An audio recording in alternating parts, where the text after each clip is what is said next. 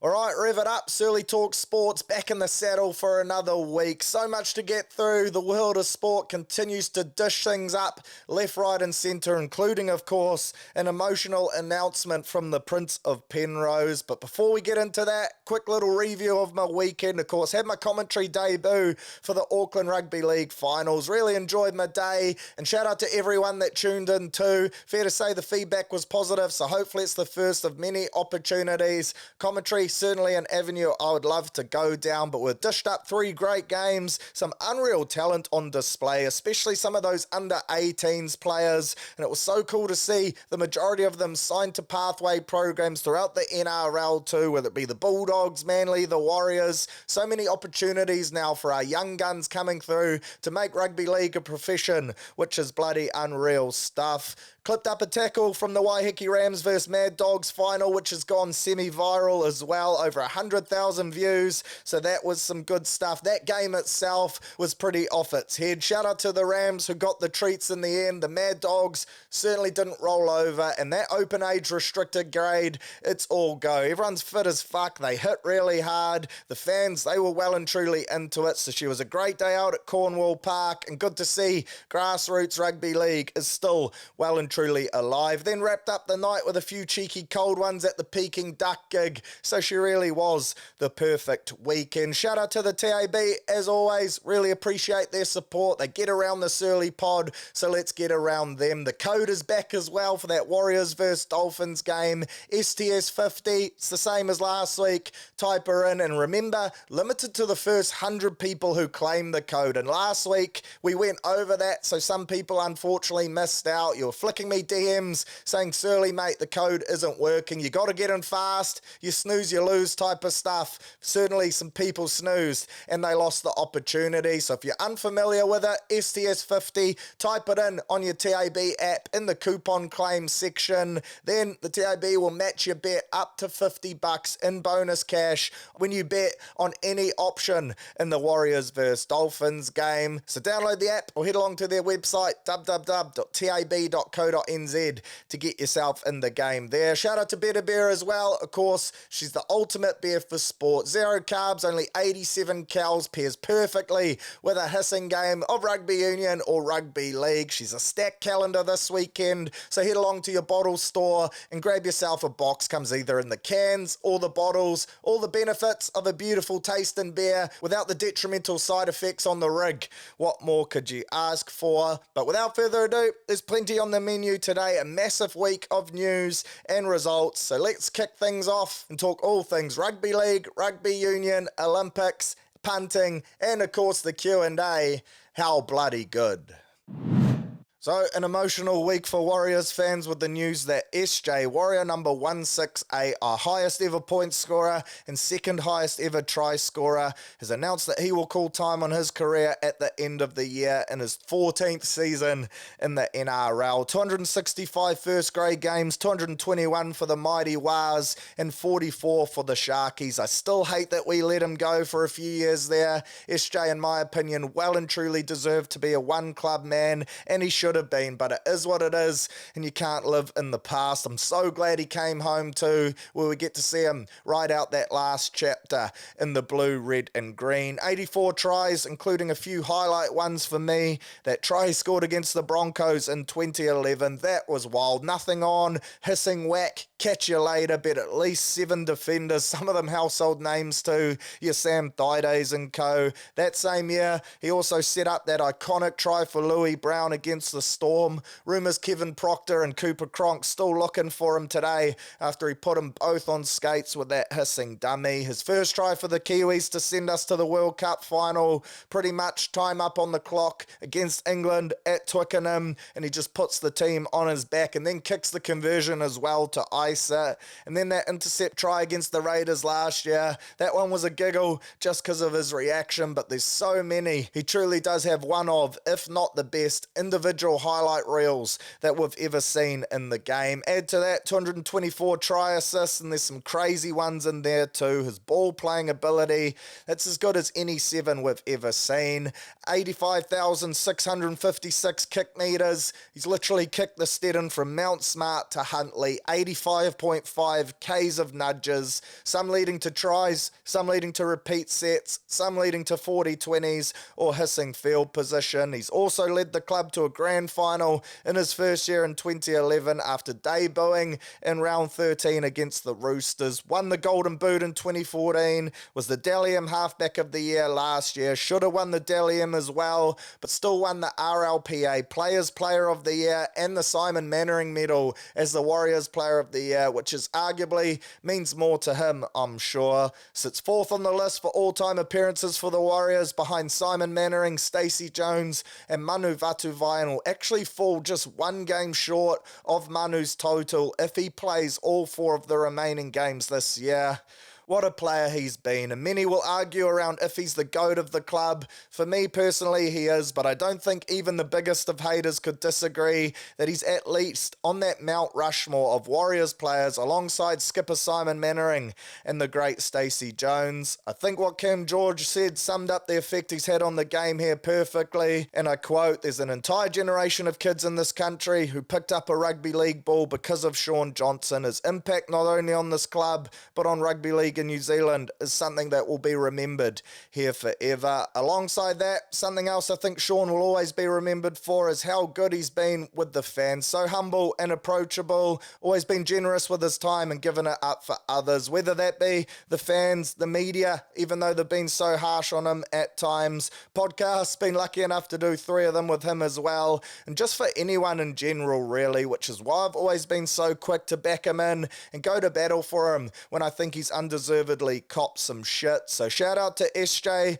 Monday was an emotional day, going down memory lane. He's well and truly one of the greats of the game, and he's not done just yet too. So an exciting opportunity here for us fans to get around him and the team and ride them home. Celebrate Warrior number 168 the way he deserves to be celebrated, and hopefully go on a late finals run as well. And I tell you what, that last final home game against the Bulldogs on August 23rd, that one is going to be unreal. I'm dubbing it the Prince's Parade. It's that chance for us fans to really thank him for everything he's given to us and to the game. Those scenes last year where he came off against the Knights, that was one of a kind, but I reckon we can outdo that and go one better. I'm assuming, much like in that game, Webby will probably sub him before full time so that he gets that chance to do the lap of honour that he so deserves. At the same time though, I still reckon we can go one more. Maybe a standing O in the 7th minute of the game to acknowledge one of the legendary 7s of the game. If you guys have any other suggestions too,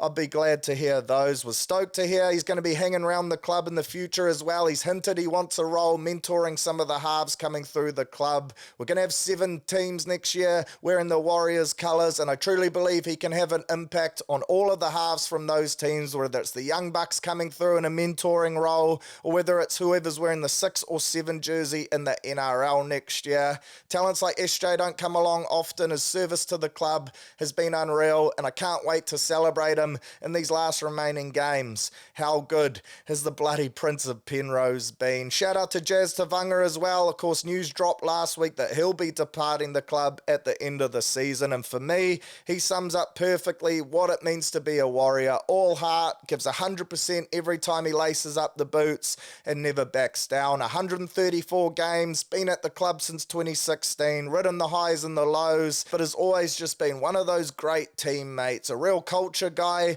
loves a laugh, but also doesn't shy away from the serious stuff. And hearing the players talk about him, they literally say he's the ultimate teammate, which to me has to be the highest compliment you can get in the game. Hopefully we can string some wins together for him and send him out on a high too. Not sure where he's off to. Said there's a few clubs showing some interest. I think the Tigers or the Dogs would be a pretty good fit. Of course, the Tigers with dollars to spend now, and then I think that Bulldogs side side would suit him perfectly too. A bit of an undersized pack, but they got plenty of mongrel in them. His ability to ball play as well would be a handy addition, and he never backs down to no one, so I'm sure there's plenty of options out there for the great man Jazz. Shit, is it going to be weird not seeing him and SJ in Warriors colours next year. Two of the OGs alongside Bunty, to be fair, so it's going to be a little bit different in 2025. In terms of your other big news from around the trap, Stefano Utoikamanu, referenced before, the Tigers will have some money for next year. That's off the back of him signing with the Melbourne Storm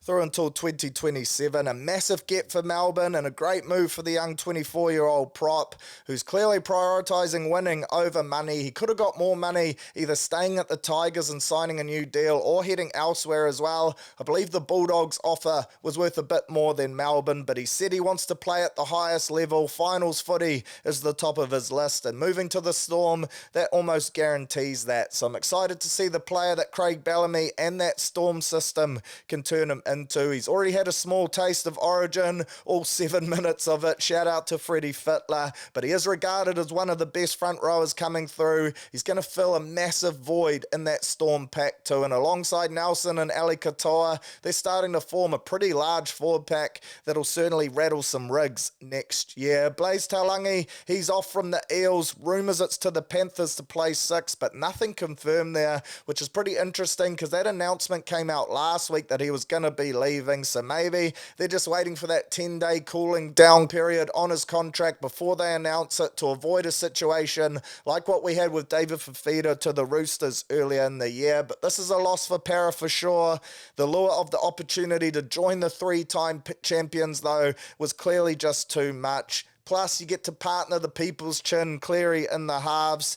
You just can't say no to that, can you? So much like Stefano, I'm keen to see what he can do in the Penrith colours. We saw on the weekend just how much of an attacking threat he is. Still so young, and one of the great names too. Blaze Talangi, feet Penrith. That just seems like a match made in heaven. And then speaking of Penrith, it's To'o. Brian To'o, the best winger in the game in my opinion, staying put at the Panthers despite rumours he wanted to join his mates and Jerome Luai and Sinia Taruva at the Tigers. I rate this call from To'o. I also rate that he took to Instagram to shut it down and say he's not shopping himself and he'll be staying at the foot of the mountain in the future. There's nothing better than getting the news straight from the horse's mouth. But I do wonder though if this whole thing was a bit of a ploy from his agent just to push his value up and get the Panthers to add an extra few figures on the end of his contract. They've lost so much talent of late. Luai, Taruva, Fisher Harris, all gone for next year. Would make a lot of sense if To'o wanted to go too. No Stephen Crichton, no Spencer Leniu, so all of his boys have kind of left that team now. His value has skyrocketed, in my opinion. He's the best out there to play on the wing. So, Penrith, they wouldn't have wanted to lose him at all, have to up his offer, and now he's content to stay. And saying that, if he ever did want to join Uncle Webby at the Waz, he'd be more than welcome. In fact, I'd pick him up at the airport myself. I believe his wife is a Warriors fan too, so surely that's on his bucket list to tick off one day. Happy wife, happy life type of stuff. But shout out to To'o, him at Penrith, that just seems like it's the perfect fit. Some big results from last week. Shout out to the Dragons, who upset the Storm and got their first win in Melbourne since 1999. 25 years in the making. It's got to be one of the most active losing streaks in the NRL, if not the longest, that's for sure. 18-16 it finished to the Red V. Thought Jaden Sewer was outstanding, Sloan was great, and Moses Sully was unreal too. Shout out to Shane Flanagan. The work he's done in turning this side around has been pretty unreal. I thought they were going to win the wooden spoon. I had them tipped there, as did many others. Friend of the show, Blake Ashford,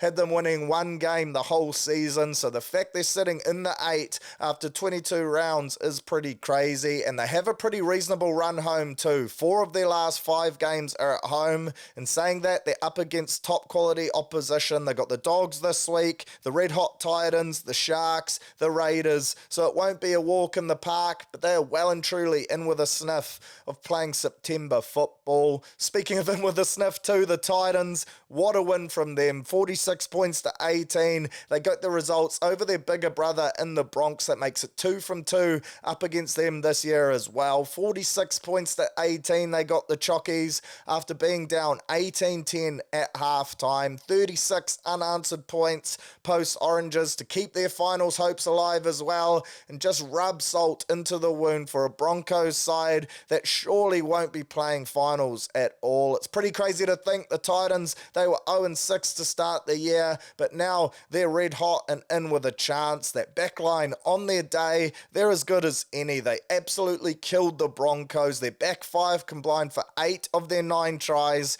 Keanu Keaney, weapon, another massive performance from him. 202 run meters, 2 tries, 2 try assists and 5 tackle breaks. He's really putting his hand up to wear the 1 jersey for the Kiwis, which is going to be an interesting and bloody tough choice for Stacey Jones come that series. The lad from the Northcote Tigers ticking all the boxes. Jojo Fafita, he grabbed himself a hat-trick and also 3 try assists, which is a massive day for him. And I thought Kieran Foran and Jaden Campbell looked bloody great together too. AJ Brimson named it 18th man this week. Does he come back in? You'd have to think so. He's one of their best players, if not their best. But at the same time, who do you drop for him? Even Philip Sammy and Brian Kelly are playing great footy in the centres as well. So a tough call coming up for Des Hasler, but shout out to the Titans, and good to see their fans finally getting behind them and filling up old Seabus Super Stadium. For the Bronx, that season done for me. The lads may as well jet off early to Bali.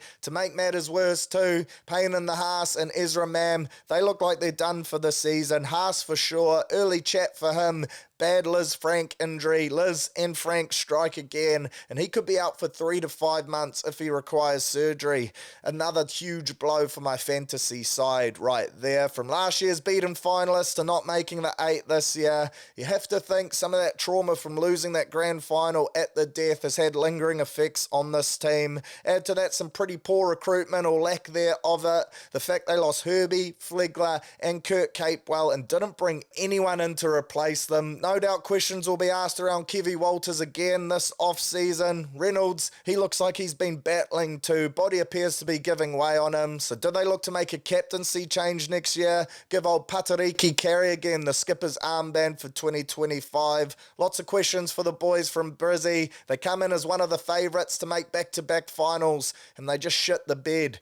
Simply not good enough. Shout out to the Doggies. They got the win on Sunday off the back of a critter clinic, and shit did their fans run amok too. Said after I made the trip to that Dogs vs Warriors game that Bulldogs fans, they're something else, and man did they show that in their celebrations after this one. Burnouts in the streets, letting off flares, stepping out Raiders fans, which isn't a good look, but you're always going to get a couple idiots that ruin it for the rest of them. Doggies sitting in 5th on the ladder, right on the tail of the Sharks who are on the slide, and if they book themselves a home finals in round 1, it's going to be chaos in Bankstown, and they'll be a bloody hard team to beat as well, with their fans turning out in massive numbers to ride them home. And then, of course, the other game we need to touch on from last week, the Warriors, unfortunately, went down 30 points to 20 at the Fortress on Friday night to the struggling Parramatta Eels. Ultimately, once again, it was our own mistakes and really poor efforts one-on-one defensively,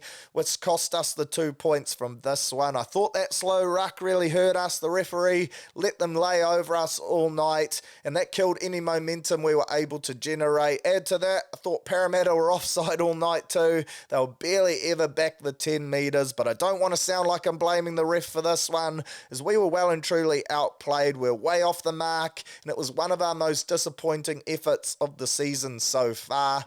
Full credit to Parramatta. They came to play in for the first 65 odd minutes. It was all one-way traffic, and Webby referenced those errors and one-on-one missed tackles in the press conference after. We made 15 errors, actually completed at 82%, which was higher than the Eels and better than against the Tigers the week before.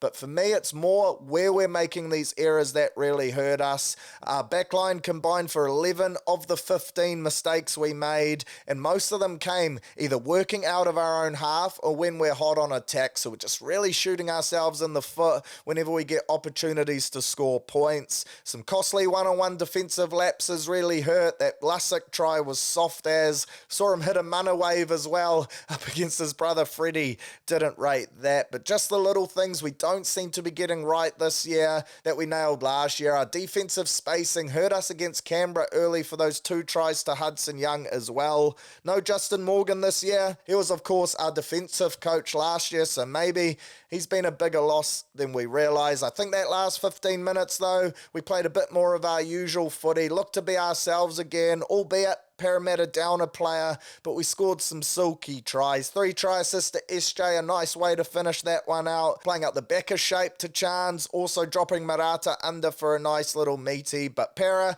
deserved winners. Another game dropped to a side sitting below us on the ladder.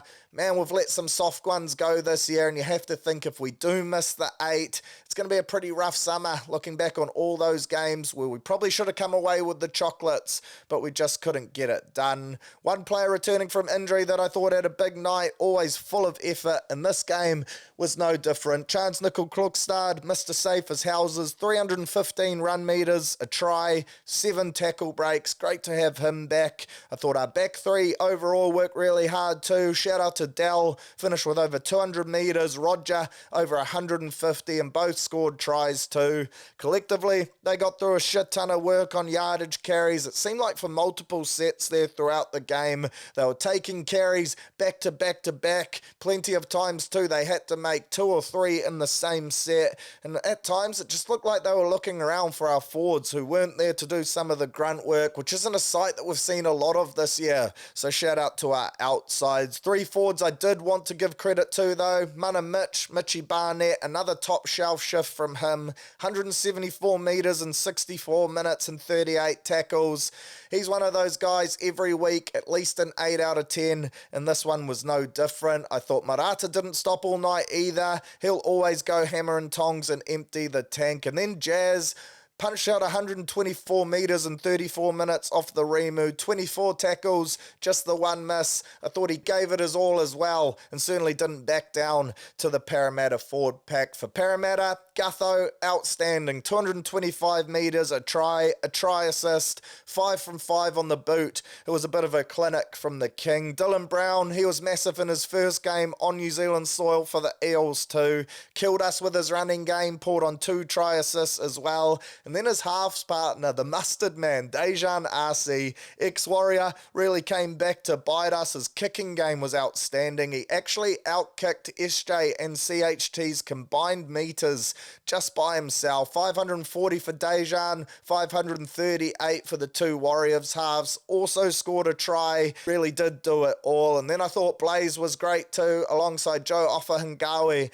and Ryan Madison in the forward pack. So overall, a really disappointing loss, a tough one to swallow. Actually thought the scoreline complimented us in the end there, as we just had one of those nights where we really never looked like we were in it from the moment that Para first crossed the chalk. But the joy of the NRL is that it moves quickly. Another big game this weekend against the Dolphins, and that loss on Friday means that this is 100% a must-win game. Dolphins, they took on the Roosters in Perth, so they'll be dealing with that effects of a short turnaround. That's a long trip, about 5.5 hours of the best, so that can really affect your recovery as well once you factor that in. They're fighting to make the 8 as well, so this effectively is a 4-point game for us. If we can win, we take the 2 points, plus we take the 2 off Bennett's lads. That would be huge. Shout out to the New South Wales Cup side as well, speaking of wins, who had a good win, 46 points to 10 over Parramatta. They're now sitting in 5th on the ladder, but the big talking point for most from that one was the return of Luke Metcalf. Back for the first time in 4 months, got through 40 minutes and looked really sharp in his combination with Tamaire Martin. The poor bloke, they pulled him off at halftime as they didn't want him taking 80 minutes of contact, so instead they made him go and run fitness on the outer fields while the second half was being played. I'd be begging to stay on the field instead of doing that personally, but it was great to have him back. Hopefully he can push his way back into the top side over these next few weeks, because his form early in the season, his combination with SJ, I thought was bloody outstanding.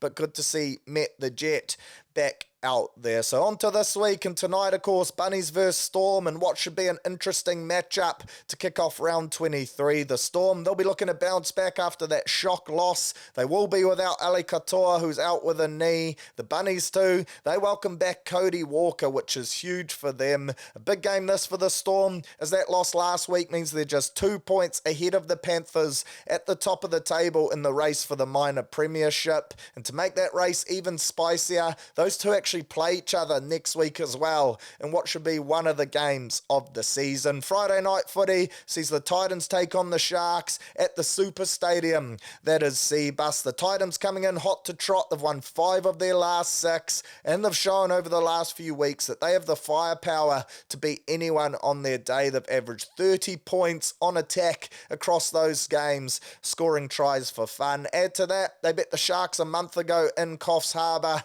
and this one should be a doozy. The Sharkies, they come in as winners after beating the Bunnies last week, but no Trindle now due to that strained hamster. I think the Titans are on here at home to make it 6 from the last 7. Second game of the night on your Full Fizz Friday sees the Eels take on the Panthers in a repeat of the 2022 GF. The Eels, they'll go with the same 17 that got the win over us last week, the Bastards, and if they could pull off the upset here, then that would be the first time they've racked up back-to-back wins all season. For the Panthers though, they're just going to be way too good, surely. Dane Laurie returns at fullback after missing last week's game with a head knock. Dylan Edwards, he could be back for the Storm game next week, so that would be massive for them.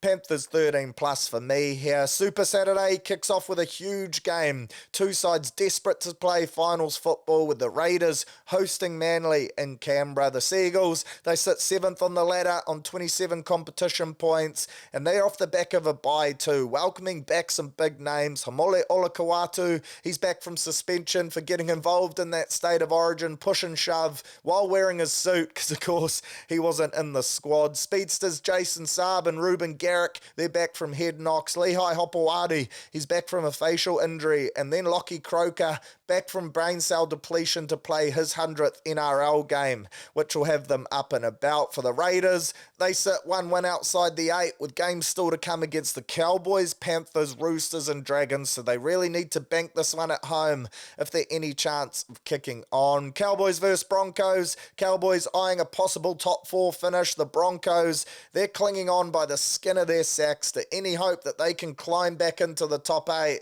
which I just don't think is possible. For the Cows, Ruben Cotter, he's back from concussion. Helam Lukey, he's been named despite suffering a head knock against the Tigers after that massive shot from Justin Olam. And then in a bit of a tribute, and a great one too, Jeremiah Nanai, he'll wear jersey 24 this week. They've actually retired the 12 jersey in honour of Carl Webb, and it's a great looking jersey they're rocking too, a real throwback for one of the greats, so you got to love that for the Cows. For the Broncos, Payne Haas, he's out. Ezra Mam, he's out. So Josh Rogers comes in at 5'8", and then Xavier Willison, the big Kiwi prop, he gets a start as well, and he also gets the call up into my fantasy team. So well done to him. Josiah Kiripani, the old draw and pass king, he'll start on the wing in place of Corey Rolled Oates, who drops to the bench. I think this one's going to be a high-scoring shootout and an entertaining game for sure. So tune in for that, because I think there'll be plenty of points on display. Final game for the night, we'll see another big one for the finals race as well. Dragons taking on the Doggies at the sold-out Netstrata Jubilee. 5th versus 8th.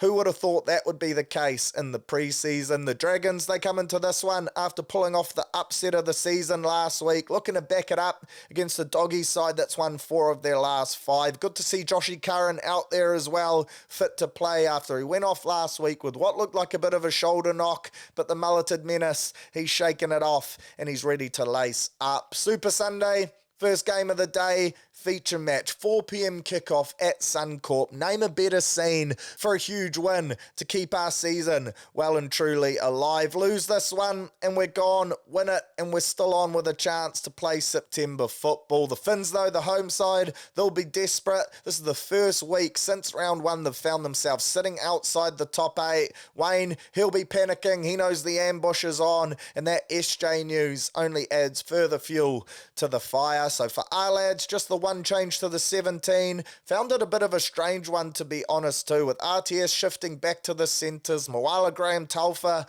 dropping out of the side, and Big Ed Kossi coming back onto the wing for just his 5th game of the year. I was surprised by this call, as I genuinely thought Roger looked really good on the wing last week. His work on yardage carries was outstanding, and he seemed to be more involved than he has been in the centres, certainly getting more touches it looked like. I understand Moala had a mixed night, made a few bad errors or defensive reads, but at the same time, I still thought he made a pretty good account for himself. 154 metres off 14 carries, 6 tackle breaks, 51 post-contact metres as well. I'm not ready to give up on him after that performance, so I was a little surprised to see Webby turn back to Kossi, and that's nothing against Big Ed at all. I just think Roger on the wing is the best fit for us at the moment. The rest of the starting side, though, that remains unchanged. CHT and SJ in the halves, Tamaire Martin at 18th man, Metcalf going around again for the cup side. Up front, 5th straight week of the same forward pack. Thought Dylan Walker might have been out with a head knock, but good to see him out there, and also good to see him come out too and say those rumours, those horrible, vicious rumours started by the Mole last week that he could be looking to exit his contract early. He's come out and said they aren't true, so rest easy, Warriors fans. For the Dolphins, Tavita Pangai Jr., he's back from a strained baby cow, and ex-Warrior Cody Nikarima, old 8% Cody's, he's back in the mixer and will partner young Katoa in the halves. Personally, I'm stoked this game's at Suncorp and not at Redcliffe. We love going there. We bet the Panthers there at Magic Ground, and as we saw that day, it'll pretty much be a home game for us. There'll be thousands of Warriors fans in attendance. Brizzy, they will show out and get busy. Add to that, it'll also be the last time we get to see SJ run out onto what is probably the most iconic stadium in rugby league, and I truly do believe the lads will go over there and get the job done as a result. This Finn side, they've lost 5 of their last 6 games since losing Jeremy Marshall-King, and they're up against it. The pressure is starting to pile on, and this is literally the worst week to come up against us. So I think we get the chockies here. I'll touch more on it in the punting segment, but we keep our finals hopes alive, and we dish a brutal blow to Wayne's lads in what will be a 4-point win, sending them crashing down the ladder. How bloody good. And then the final game of the round sees the Knights take on the Titans. The Knights entering must-win territory as they fight to keep their top 8 chances alive. Looked pretty good against the Panthers last week too, pushed them right down to the wire, and if it wasn't for a beauty of a try from the People's Chin, then maybe they would have taken that side to Golden Point, which is an effort not to be scoffed at. For the Tigers, Adam Dewey, he's back in the centres after a 2-game break, taking over from Justin Olam, who's heading for knee surgery. Aiden Caesar returns from suspension, and Big Fanor Pole, he's back from a rib injury on the bench as well. Bit of a poo slinger to round out round 23. Have a feeling this could be a KP clinic though, and the Knights get the dub to round out what should be a hissing weekend.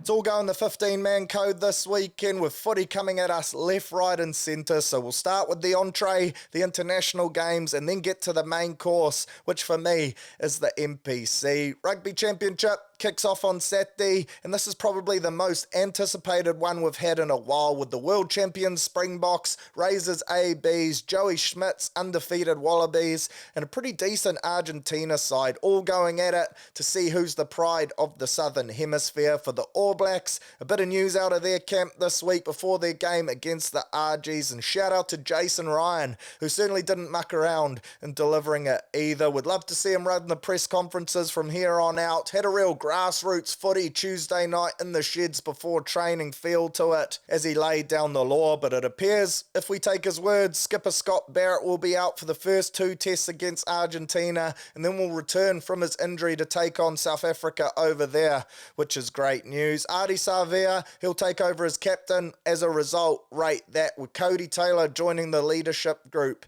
as a vice. Also out is Stephen Perafeta, aka Please Add Feta, and in an interesting move, the brought in Harry Plummer, aka the tradie, to replace him, which is great reward for Plums. He certainly deserves it off the back of the form he's been in for the Blues and leading them to a championship. And I was actually calling for him to be in the squad on last week's pod ahead of David Harville, but I do find this one a little interesting, as Perifeta, he was named initially as a fullback for the Rugby Championship, so perhaps that's a further nod that friend of the show, Shooter, he's even further down the list of next cabs off the rank than we thought. Well done to Harry though, he's a versatile footballer, of course he can play 10, which I think boosted him ahead of Shooter, because there we're a little bit thin if D-Mac or Bodie go down as a result of losing Perifets. And saying that, I don't expect him to really get an opportunity, it's just more of a chance for the coaches to have a good look at him for the future, should his services ever be required. Team gets named tomorrow, I believe. Why we leave it so late each week continues to baffle me. I see South Africa name their side on Tuesday. That gives everyone the chance to really ramp up the anticipation for the game, build the hype, talk about the selections, break down the team namings, who will start, who's off the bench. But it is what it is, and for me the biggest selections will come in the backline around who will start in the 9, who wears the 10 and 15 jersey, who partners Geordie in the midfield, and also the makeup of the bench. So I'm really excited to see this team, because there's a fair few questions to be answered right there. I'll be interested to see if they stick with D-Mac at 10, or if they give Bodie a crack there. A lot of that will come down, in my opinion, to whether they start Will Jordan, or if they look to ease him back in via the bench. He's been out for a while, had a run last week for Tasman, and by all accounts it looked like he hadn't missed a minute at all. Whether that sees him come straight back into the team or into the 23 will be interesting. There's every chance they may just say have another run this weekend and then we'll look at you for the second test. Personally, I think we stick with D-Mac at 10, Bodie at 15 for this week. I'd chuck Will the Thrill on the Remu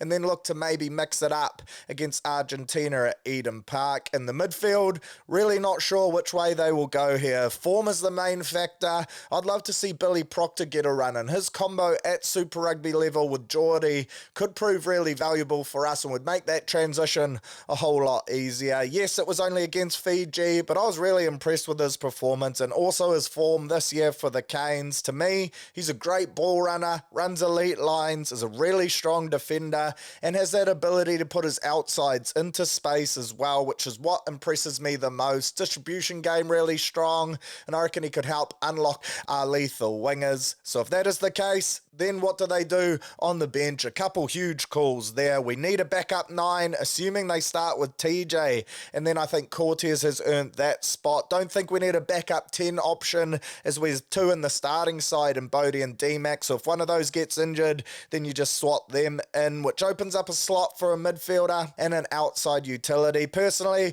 I'd probably go with ALB and Will the Thrill, but Rico Ioane, he could be a real weapon off the bench, someone to inject into the game at the 50-minute mark, so some big calls to be made there. The other spot of interest will be the makeup of the loose forwards, with Sam Cane coming back into calculations. Does he get the start, or does he come off the bench? 5 games off 100, you have to assume they'll chuck him straight back into the 23 after he had a run around last week for the Bay of Plenty. Personally, I'll probably go with Dalton at 7, old Kelly Daltons, and then Skipper Sam off the pine to start with, but I wouldn't be surprised if Razor and Co flip those around and just chuck him straight in. All great problems to have for the All Blacks with so much competition for spots. I think we'll be too strong for Argentina, particularly in New Zealand. We owe them one after they came over here last year and got the result down in Christchurch. They looked decent against the French, split that series with them, albeit a French B team off the back of plenty of players still bendering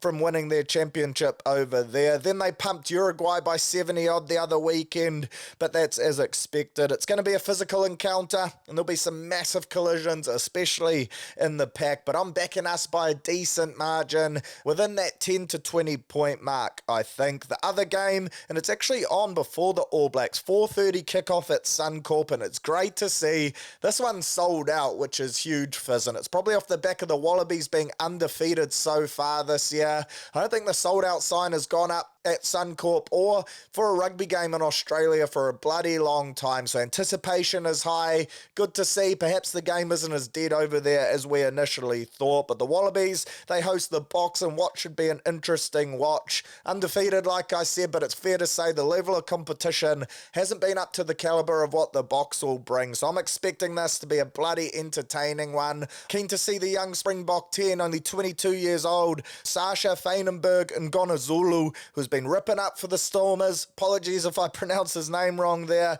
And he looks to be a great attacking footballer who's going to bring them some real razzle and strike in the 10 jersey. He's one of those guys can create something from nothing, a real new look first five, which you love to see. And with Tony Brown in charge of their attack now, wouldn't be surprised if we see them throw the ball around in the Suncorp sun and look to pile on some points. I'm going to tip South Africa in, but I do think could be reasonably tight. Then we get to the NPC, round one. How good. The old Bunnings Far Cup back in the mixer. Some big games too, so strap in. Kicks off with a doubleheader on Friday. Naki vs Counties, your first game, 5:30 kick. Perfect time to pull up at the pub, order yourself a better beer, neck that. Quick jam on the pokies, then find your seat in front of the television screen so you don't miss a minute. Counties go in heavy underdogs. Hoskins playing for them though. No Perifeta for the Naki, so I think this one could be closer than people think. I'll back the Bulls here, of course, last year's championship winning side, but I do expect the boys from South Auckland to show up and put in a decent shift. Auckland versus Wellington,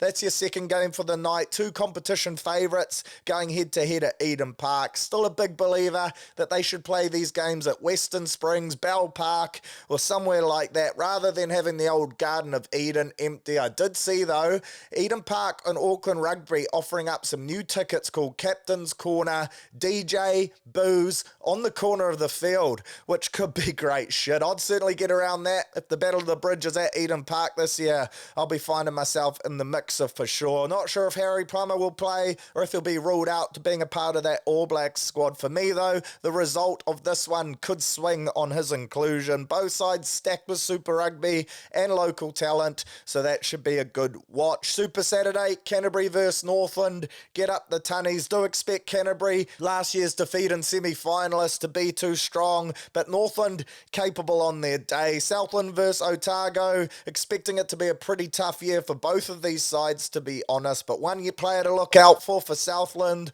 for Torley Penny, who has made the move from the big smoke down to Invercargill, which isn't something you do unless you're really keen on making a career out of football. He's been the best player in the Auckland Club comp for the last 3 or 4 years, helped win Manukau Rovers back-to-back titles, then was a part of the Ponsonby side this year. Really good 10-12 option, and he could be a great recruit for the lads from the deep south. What a derby game for them first up. Speaking of derbies, another one after that, Waikato versus the Bay of Plenty. Bay of Plenty, another side I think are being underestimated in round one. Stacked with talent, including a Moni Narawa, who'll be looking for a massive campaign to keep the pressure on the All Blacks selectors. Then Super Sunday, game of the round at the Dog Pound, North Harbour Stadium. The mighty Harbour Heat will look to kick off their campaign with a dub up against the Ramfurly Shield breakers and holders in Hawke's Bay all day. Really confident the lads will get the win here. Hawke's Bay, not to be taken lightly. Whakatava, Devon Flanders, Danny Toiala, plenty of good footballers in that team, but speaking of footballers, Harbour's stacked with them themselves. Sean Stevenson, Bryn Hall, Kautui Nukuafe, Tane Edmund of Waratah's first five fame, Olympian Moses Leo, the Anisi brothers. You could go on for days, but she's a really strong squad, made up of some good local club talent as well. Have high hopes for this team, top 4 hopes in fact, and a big win at home first up will go a long way to seeing that dream become a reality. And then your final game, Turbos versus Tasman, expecting Tasman to be too strong here. Turbos, Braden Yossi, Brett Cameron, pretty decent, but still, I don't think they have the depth in the squad to go with the Mako, a side which will have championship ambitions. So fizzing to have the NPC back for another year, 12 weeks, 14 teams. We'll get Wednesday night games back from next week as well. Strap in. Nothing beats it, where grassroots talent meets Super Rugby stars. And of course, get up the mighty Harbour Heat. See you at QBE. Weekly wrap time, aka Olympics chat, and shout out to the Kiwi crew. 3 golds, 5 silver and 1 bronze. That's our medal haul so far, which sees us sitting 5th on the medals per capita tally, the old NPC, which is the real medal tally that counts really. USA and China, they're running amok on the overalls, and they will claim that that is the most important, to which I'd tell them they have no idea. Winning everything, but shout out to them, some elite athletes in the mixer for both of those countries. And shout out to Aussie as well, who have done bloody well, especially in the pool where they set the tone early doors. Shout out to Finn Butcher for his gold for our nation in the old canoe slalom. That's one hectic event, and he seems like a bloody good roos too. A mana wave into winning gold. Classy stuff there from the Kiwi, and this is what the Olympics are all about. Finn Butcher, not a household name at all, but he shot himself into stardom and secured himself a nice little paycheck as well. In terms of our other big medal hopes remaining, Lisa Carrington, the old Trapezosaurus, she is now into the early stages of her work, and she will hopefully bring us a couple home as well. Lydia Ko, she's underway too. We've got the cyclists donning the lycra in the velodrome at the moment, and by the time you're hearing this, the 3 Kiwi pole vaulters will have all competed in their final too, so best of luck to them. Also, Hamish Kerr, he has his final on Sunday, looking to jump higher than anyone else on this planet and win us a famous Kiwi gold. So go well, horse. And other big news, 100 metres final, have to touch about that for the men. What a race it was. First time ever all runners went under 10 seconds. Shit, it was close. Noah Lyles claiming gold literally by a bee's dick, but you could say that's offensive to bees because this gap was so bloody small. He had time to look across at his Jamaican opponent though and give him a bit of a how's your father, rub salt into the wound as he got the dub. Those sprinters are so swaggy. Lyles, he's a chip off the old block. Talked it up pre-race and backed it up after he got a shit start. Slow out the blocks, but man did he storm home in the second 50 to get the dub. Basketball, heartbreak for the Aussies yesterday, who shat the bed to lose to Serbia after being up by 15 points at one stage. The Joker and co just proved too good and send Paddy Mills and co packing in the quarters. Team USA, they smoked Brazil as expected. France upset Canada with the Twin Towers, Wemby and Rudy proving way too hard to stop in the paint. And then Germany sent Giannis and the Greek team home fairly comfortably too. So semis go down Friday morning. France take on Germany, and then Team USA have a rematch against Serbia, who they made pretty easy work of in the first game of the tournament, but they won't be taking them lightly. Would love to see a France vs USA final with that gold medal scheduled for Sunday. I actually think it's the final day of the Olympics too. Saving the best for last. No doubt Uncle Snoop will be well and truly on fire for that one. I saw he gets 500 grand a day to help promote the Olympics. He's done a fucking good job of it, to be fair. Didn't know the Olympics needed to be promoted, but hey, if they did, Snoop was the guy to get the job done. And then finally, and it's not Olympics chat, but thought I'd make a quick little announcement. Of course, UFC 305 going down in Perth next weekend, and fizz to say I'll be heading over there. Shout out to the TAB, myself, Logan Dodds. We're going over there to shoot some content for them. Can't wait to be in the mixer. It's going to be an historic card of Anzac Biffs, including the big 3 from City Kickboxing, Dan Hooker, Kai Carter France, and then Israel Adesanya in that massive belt fight up against Dricus du Plessis. Never been to a UFC event, always been on the bucket list, and this one will be a massive box tick. Bloody interested to see how it all plays out. Haven't been to Perth either, so can't wait to get in the mixer. So shout out to the TAB there. Stay tuned. Of course, next week's pod I'll talk about it more, but plenty of content on the way, live from the ROC Arena. It doesn't get any fucking better than that. Well, that's us for another week. Surly Talk Sports, another potty in the books. Hope you enjoyed it. As always, grateful to you all for tuning in. Remember, get around that Surly code, STS50 on the TAB. Get around Better Bear if you're having a couple cold tins this weekend. And I'll catch you back here, same time, same place, next week to do it all again as we reminisce on a famous Warriors win at Suncorp, All Blacks putting the Argies to the sword, and hopefully the Harbour Heat going 1 from 1 in the NPC. You absolute beauty.